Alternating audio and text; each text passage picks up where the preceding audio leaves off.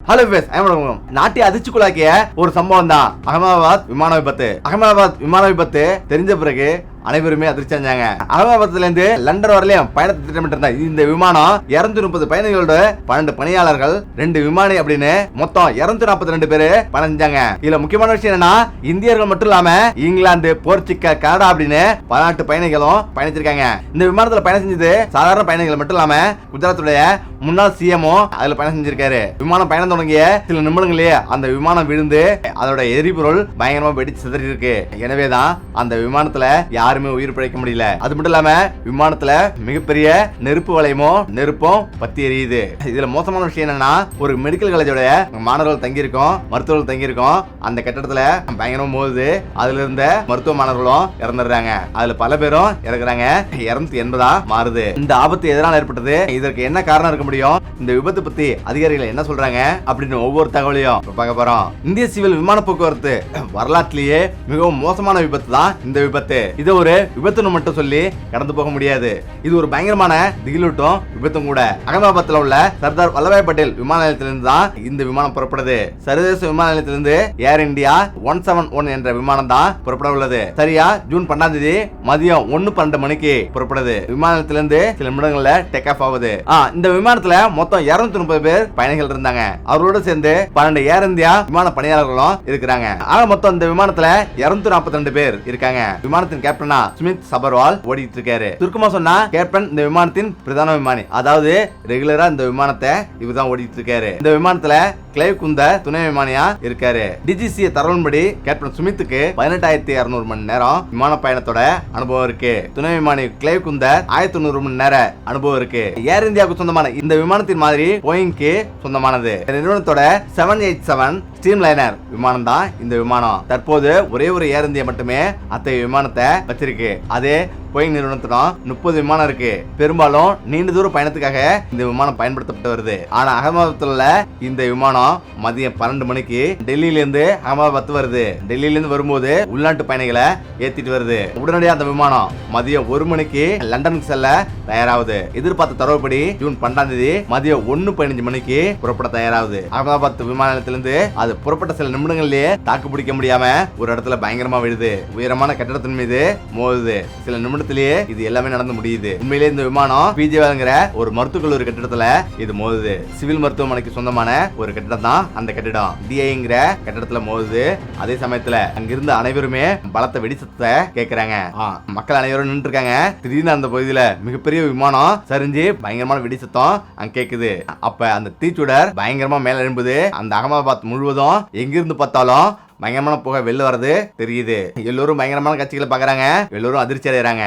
முக்கியமா விமான எரிபொருள் டேங்க்ல இருந்த தொட்டியில இருந்த அந்த எரிபொருள் பயங்கரமா வெடிக்குது. அணைக்கவே முடியாது. அணைக்க நீண்ட நேரம் எடுக்கும். அந்த அளவுக்கு பயங்கரமா பத்தி தெரியுது. விமானத்தில் உள்ள அனைவருமே இறக்கிறதுக்கு வாய்ப்பு இருக்கு. ஒருத்தர் கூட பொழைச்சிருக்க வாய்ப்பு இல்லை அப்படின்னு எல்லாருமே நினைக்கிறாங்க. இருந்தாலும் பிஜே மருத்துவக் கல்லூரி அந்த கட்டடத்துல இருந்த அங்க இருப்பவர்களை காப்பாற்றவே நிறைய சிரமத்தை எல்லாரும் எடுத்துக்கிறாங்க. அனைவருமே காப்பாற்ற முயற்சி மேற்கொள்ளப்படுது. அது ஒரு மதிய வேலைன்றதால மருத்துவ மாணவர்கள் அனைவருமே சாப்பிடறதுக்காக எல்லாருமே வெளியில கேண்டீனுக்கு போயிருக்காங்க. அந்த நேரத்தில் தான் 1:15க்கு இந்த விபத்து நடக்கிறதால ஒரு சிலர் மட்டுமே அதை சிக்கிட்டாங்க. 20 பேர் கொண்ட சில மாணவர்கள் இதுல சிக்கிறாங்க. 20 மருத்துவ மாணவர்கள் கூட இதுல இறந்துட்டாங்க. இருந்தாலும் 169 இந்தியர்கள், 53 பிரிட்டிஷ் குடிமக்கள், போர்ச்சுகலை சேர்ந்தவங்க 7 பேரு, கனடா சேர்ந்த ஒருத்தர் அப்படின்னு மொத்தம் 290 பயணிகள் இருந்திருக்காங்க. அதுல சோகனா அதுல 13 பேர் குழந்தைங்க தான். அவர் அனைவருமே இறந்துடுறாங்க. இதுல முக்கியமான விஷயம் என்னன்னா குஜராத்தோட முன்னாள் முதல்வரும் பயணம் செஞ்சிருக்காரு. முன்னாள் முதல்வர் விஜய் ரூபானியும் இறந்துடுறாரு. முதல்ல விபத்துக்குள்ளான அந்த விமானத்தோட பெயரை கேட்டு மக்கள் அனைவருமே அதிர்ச்சி அடைஞ்சிட்டாங்க. பயணிகள் பட்டியல அவருடைய பெயர் இருப்பதை பார்த்து அனைவருமே அதிர்ச்சி அடைகிறாங்க. உடனடியா விமான நிலையம் சிசிடிவி கேமரா அப்படின்னு ஆய்வு பண்றாங்க. குடும்பத்தின் அனைவருமே விஜய் ரூபானி உறுப்பினர் பற்றி விசாரிக்கிறாங்க. அவரு அந்த விமானத்துல இருந்தார் அப்படின்றது உறுதி செய்யப்படுது. அவரு உயிர் பிழைத்திருக்க வாய்ப்பு இல்லை அப்படின்னு எல்லாரும் நினைக்கிறாங்க. லண்டன்ல உள்ள அவரது மகளை பார்க்கறதுக்காக அவர் அங்கிருந்து புறப்படுறாரு. முக்கியமா 2014 இருந்து 2019, 2021 வரை குஜராத்தோட முதலமைச்சரா இருந்திருக்காரு. குஜராத்ல பாஜக முக்கிய பங்கு வகிக்கிறாரு. நரேந்திர மோடி, அமித்ஷா இவங்களும் குஜராத்தை சேர்ந்தவங்க தான். ரூபானிக்கு உயர் அதிகாரிகளிடம் நல்ல உறவு இருக்கு. இருப்பினும் இந்த விபத்துல பிரிட்டனை சேர்ந்த 53 பேரும் பேரும் இருக்காங்க. எனவே இது பிரிட்டன்லும் அது பரபரப்பாகுது. உலக அளவுல இந்த விமான விபத்து தலைப்பு செய்தியா மாறுது. சர்வதேச அளவுல அனைத்து பத்திரிகைகளையும் டிவி நியூஸ்லயும் இது தலைப்பு செய்தியா வாசிக்கிறாங்க. அகமதாபாத்தில் உள்ள காவல் ஆணையர் சிபி சர்வதேச சேனலுக்கு பேட்டி கொடுக்குறாரு. ஞானேந்திர சிங் இப்படி சொல்றாரு, அதாவது பிளைட்ல பயணிச்ச இந்த விமானத்துல பயணிச்ச 242 பயணிகளும் உயிரிழந்தாங்க அப்படின்னும் அவர் சொல்றாரு. அதே நேரத்துல இன்னொரு விஷயம் சொல்றாரு, மருத்துவக் கல்லூரி மருத்துவ மாணவர்களும் எந்த கட்டத்துல மோதிச்சோ அந்த மருத்துவ மாணவர்களும் 20 பேர் பலியானதா உறுதிப்படுத்துறாரு. இந்த விஷயம் தெரிஞ்சதும் பிரதமர் நரேந்திர மோடி விமான போக்குவரத்து அமைச்சர் ராம்மோகன் சிங் நாயுடுடன் அவர் பேசுறாரு. ராம்மோகன் நாயுடு உடனடியாக அகமதாபாத் செல்றாரு. மத்திய உள்துறை அமைச்சர் அமித்ஷாவுக்கும் ஒரு முக்கிய செய்தி அங்க வருது. உடனடியா அவரும் புறப்பட்டு விமான விபத்து நடந்த அகமதாபாத்துக்கு செல்றாரு. அவர் இருவருமே நெருக்கமா இருந்தாங்க. முக்கியமா விமான விபத்து ஏற்பட்டு அந்த விமானத்தோட சாம்பல் படிப்படியா வந்து குறைய ஆரம்பிக்குது. இப்ப விமானங்கள்ல இருந்து உடல்கள் படிப்படியா வெளியெடுக்கப்படுது. அடையாளம் காண முடியாத அளவுக்கு ஒவ்வொருத்தரும் கருகி போயிருக்கிறாங்க. முக்கியமா உடல்கள் ஒவ்வொன்றும் கருகி கட்டியா மாறி இருக்கு. குடும்ப உறுப்பினர்களுக்கு உடல்கள் கொடுக்கணும், ஆனாலும் அடையாளம் தெரியல. இப்பதான் ஒவ்வொருத்தருக்கும் எல்லாருக்குமே டிஎன்ஏ பரிசோதனை செஞ்சு கொடுக்கலாம் நினைக்கிறாங்க. இப்ப இருந்த உடல்கள் ஒவ்வொன்றும் ஒன்றன் பின்னா அடுக்கி வச்சிருக்காங்க. உடனடியாக அனைவருமே சிவில் மருத்துவமனைக்கு கொண்டு செல்லப்படுறாங்க. இந்த சம்பவம் நடந்த உடனே அகமதாபாத் விமான நிலையம் மூடப்படுது. டிஜிசிஏ சிவில் விமான போக்குவரத்து அமைச்சகத்தின் அனைத்து நிபுணர்களும் அங்க செல்றாங்க. ஆனா இந்த விபத்துக்கான உண்மையான காரணம் வெளிவரணும், அதாவது முழுமையான விசாரணை நடத்தப்பட வேணும் அப்படின்னு எல்லாரும் கோரிக்கை வைக்கிறாங்க. அதனால விபத்துக்கான சரியான காரணங்கள் விஷயங்களை சொல்ல முடியாது அப்படின்னு அவங்க சொல்றாங்க. ஆனா இதுக்கு முதன்மையான காரணங்கள் சில இருக்கு. இந்த விமானம் டெல்லியில இருந்து அகமதாபாத் வரும்போது ஒரு பயணி தனது மொபைல் போன்ல வீடியோ எடுக்கிறாரு. அந்த வீடியோல தெளிவா ஏர் இந்தியா விமானம் 171 உள்ள உபகரணங்கள் அனைத்துமே வேலை செய்யல அப்படின்னும், எதிரில் உள்ள இருக்க சரியா வேலை செய்யல, நகரல அப்படின்னும், அதே போல டிஸ்பிளே ஏர் போன்ற எதுவுமே வேலை செய்யல அப்படின்னும் அவர் சொல்றாரு. அது பல பேரை கேள்வி எழுப்பிச்சு. முக்கியமா இந்த போதுமான விமான பராமரிப்பு இல்லாதது இந்த விபத்துக்கான முதன்மையான காரணமா சொல்லப்படுது.